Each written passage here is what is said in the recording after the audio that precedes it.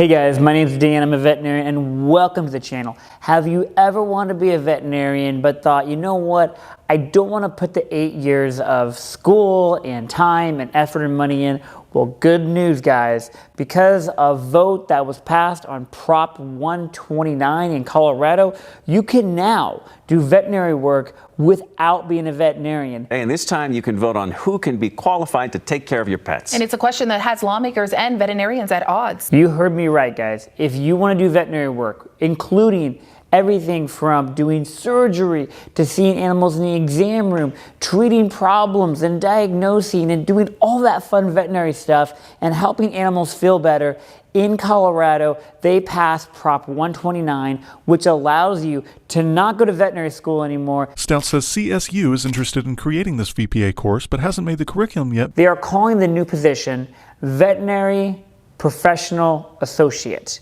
Veterinary Professional Associate, VPA, kind of like a PA, but with a V in front of it. So they're trying to follow after human medicine if you were to see a PA, but in this case, you're seeing a VPA.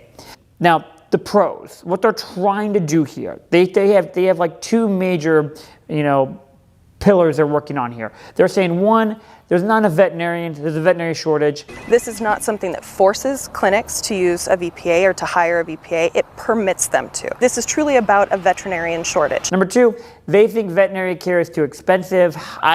I agree, veterinary care is expensive.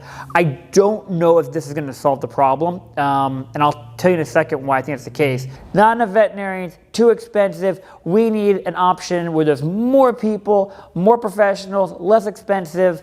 That's the push for the Prop 129, which did pass on Tuesday, guys. Now, here's the things that I'm worried about. A couple things. Number one, you're going to be bringing someone on who is not as knowledgeable and as proficient as a veterinarian.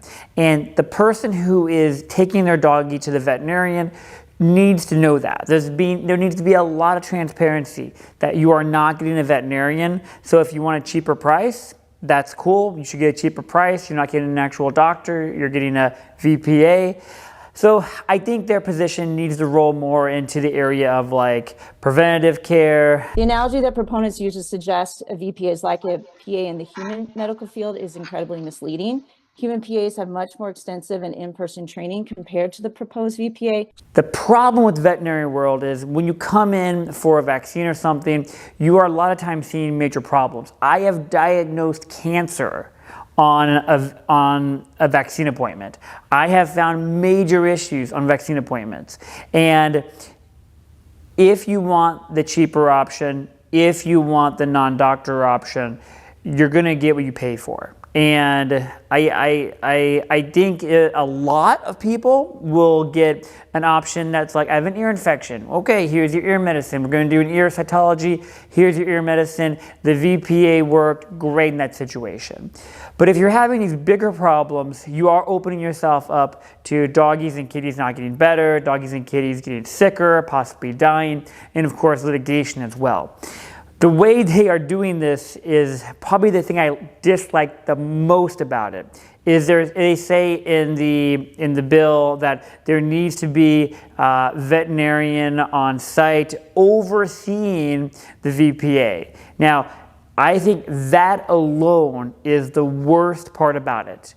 So you're telling me that I need to have a VPA doing my spays and neuters or seeing appointments. It makes absolutely no sense to suggest that an individual with less training should perform a procedure that is a top liability claim.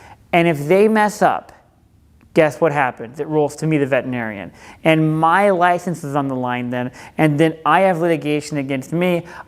More importantly, I have a pet parent that's upset and angry at me. If you wanna go get someone who is not a doctor, because we have a veterinary shortage and people want a cheaper option, I get that. I'm okay with it, with a caveat. You can't make the veterinarian responsible for the VPA's decision. Nope. not going to happen.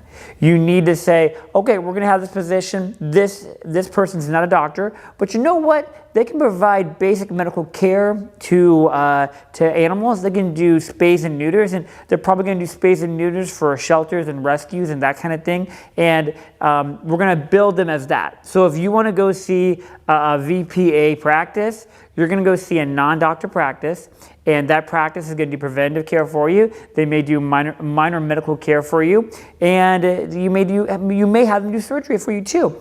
And there needs to be a tier system. So like the VPA does some basic stuff and maybe some basic surgeries, preventive care, elective surgeries. If things get more complicated, general practitioner like myself. And if things get really complicated, we're going to the specialist like usual. So instead of having a tier system, we're going to have a 3-tier system of medical care.